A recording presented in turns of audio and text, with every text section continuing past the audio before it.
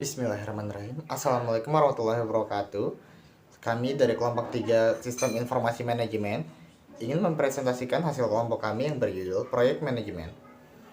Kami yang meranggotakan saya sendiri yaitu Ruli Putra Rizkyandra, lalu teman saya Siti Mutmainah, Hendra Yudanto, Nur Halimah, Nyimas Nurhaliza, dan Gabriel Lestari.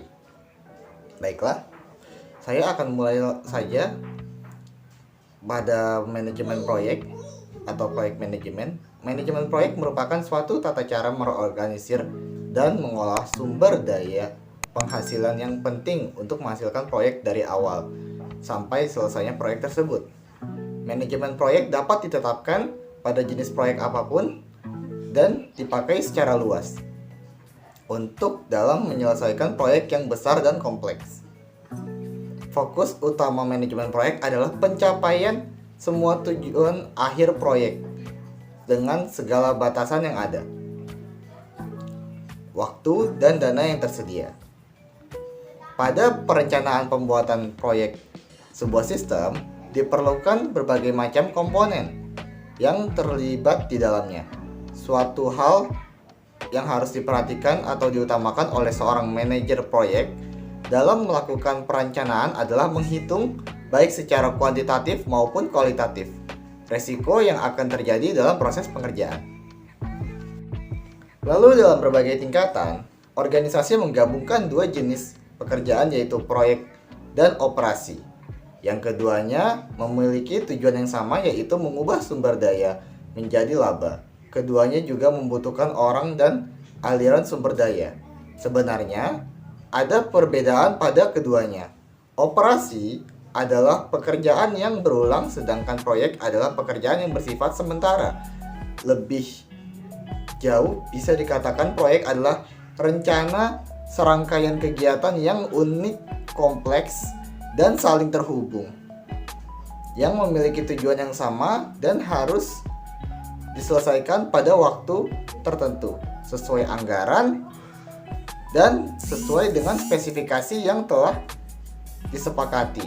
Studi menunjukkan bahwa tingkat kegagalan proyek-proyek pada sistem informasi sangat tinggi. Baiklah, untuk selanjutnya dijelaskan oleh teman saya. Kali ini kita masih membahas mengenai proyek manajemen. Pada banyaknya organisasi, dapat dilihat jika implementasi proyek-proyek sistem informasi banyak yang melewati target, waktu, dan biaya dari yang sudah dianggarkan, ataupun yang sudah selesai sesuai target, waktu, dan biaya namun tidak sesuai dengan kebutuhan. Maka Standis Group Konsultan menemukan bahwa hanya kurang dari 30% proyek-proyek sistem informasi dapat selesai tepat waktu dan dengan fitur dan fungsi sesuai dengan yang telah disepakati. Tahun 2007, sebuah studi aktivitas TI oleh Tata Konsultasi Service melaporkan temuan yang sama, bahwa antara 30% sampai 40% dari semua proyek perangkat lunak adalah runaway, yaitu proyek yang jauh lebih dari jadwal dan anggaran atau gagal untuk melakukan fungsi seperti yang telah ditentukan pada awalnya. Maka dari itu, tanpa manajemen yang baik, sebuah proyek pengembangan sistem membutuhkan waktu yang lebih lama untuk menyelesaikan dan paling sering melebihi anggaran yang dialokasikan. Sistem informasi yang dihasilkan kemungkinan besar secara teknis akan rendah kualitasnya dan mungkin tidak mampu menunjukkan manfaat untuk apapun untuk organisasi. Lalu selanjutnya kita akan membahas mengenai siklus hidup manajemen proyek yang disampaikan oleh rekan kami. Siklus hidup manajemen proyek. Yang pertama ada project initiation. Tujuan tahap ini adalah untuk menentukan dan mengesahkan proyek. Informasi awal proyek bisa didapatkan dari beberapa tempat, yaitu project statement of work, kasus bisnis, dan kontrak. Yang kedua ada project planning. Tujuan dari tahap ini adalah untuk menentukan pendekatan yang akan Anda ambil dan menentukan semua rincian tentang bagaimana proyek akan dilakukan. project planning memiliki dua bagian, yaitu strategi planning dan implementation planning. Yang ketiga ada project execution. Tujuan dari tahap ini adalah untuk melaksanakan kegiatan yang ditentukan selama tahap project planning. Project execution adalah di mana sebagian besar waktu, uang, dan orang-orang dikerahkan pada suatu proyek. Yang keempat ada project closure. Tujuan tahap ini adalah untuk menutup proyek secara formal. Selama project closure ada beberapa kegiatan utama yang perlu dilakukan, yaitu verifikasi bahwa kriteria penyelesaian terpenuhi, buat laporan penutupan proyek, mengumpulkan dan mengarsipkan artefak proyek, dan melakukan evaluasi Di proyek. sini saya akan menjelaskan tentang mengelola resiko proyek. Faktor-faktor dari mengelola resiko proyek itu sendiri terdiri dari yang pertama, ukuran proyek. Semakin besar proyek, semakin besar pula resikonya. Proyek yang besar dapat dilihat dari anggaran yang digunakan, jumlah staf pelaksanaan, waktu yang dialokasikan untuk pelaksanaan, dan jumlah unit organisasi yang terkena dampak. Proyek berskala memiliki tingkat kegagalan yang sangat besar, yaitu 50% sampai 75% dari proyek-proyek lain, karena proyek tersebut sangat kompleks dan sulit dikendalikan.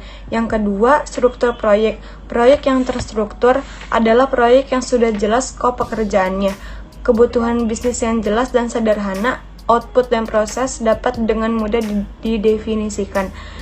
Pengguna tahu persis apa yang mereka inginkan dan apa sistem yang harus dilakukan. Hampir tidak ada kemungkinan pengguna mengubah pikiran mereka. Yang ketiga, pengalaman dengan teknologi. Proyek yang melibatkan penggunaan teknologi tinggi yang mutakhir akan lebih beresiko. Jika tim tidak familiar dengan perangkat keras, perangkat lunak sistem, perangkat lunak aplikasi, atau sistem manajemen database yang diusulkan untuk proyek tersebut, sangat mungkin bahwa akan mengalami masalah teknis atau mengambil lebih banyak waktu untuk menyelesaikan karena kebutuhan untuk menguasai belajar teknologi baru tersebut. Assalamualaikum warahmatullahi wabarakatuh. Nama saya Siti Rina. Saya akan menjelaskan mengenai resiko proyek. Yang pertama, ukuran proyek. Semakin besar proyek, semakin pula resikonya besar.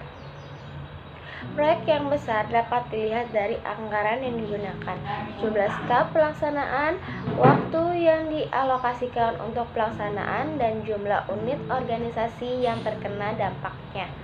Yang proyek sistem berskala sangat besar memiliki tingkat kegagalan 50% sampai 75% lebih tinggi dari proyek-proyek lainnya. Karena proyek tersebut sangat kompleks dan sulit dikendalikan. Yang kedua, struktur proyek. Proyek yang terstruktur adalah proyek yang sudah jelas pekerjaannya, kebutuhan bisnis yang jelas dan sederhana, sehingga output dan proses dapat dengan mudah didefinisikan. Pengguna tahu persis apa yang mereka inginkan dan apa sistem yang harus dilakukan. Hampir tidak semua kemungkinan pengguna berubah pikiran mereka. Yang ketiga, pengalaman dengan teknologi. Proyek yang melibatkan pengguna teknologi tinggi yang memutar. Yang ketiga, pengalaman teknologi. Teknologi yang melibatkan pengguna teknologi tinggi yang akan lebih beresiko. Jika tim tidak familiar dengan perangkat lunak atau perangkat keras, perangkat aplikasi dan sistem manajemen yang diusulkan untuk proyek tersebut, sangat mungkin tidak proyek akan mengalami masalah teknik atau pengambilan lebih banyak waktu untuk menyelesaikan kebutuhan untuk menguasai belajar teknologi baru tersebut. Demikian presentasi dari kelompok kami, kurang lebihnya mohon maaf. Bila ada salah kata, wabillahi taufiq wal hidayah. Wassalamualaikum warahmatullahi wabarakatuh.